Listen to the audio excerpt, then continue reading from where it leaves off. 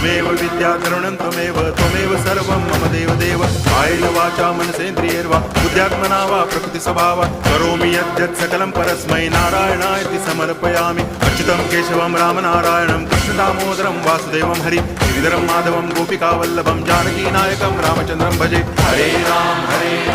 Ram Ram Hare Hare Hare Krishna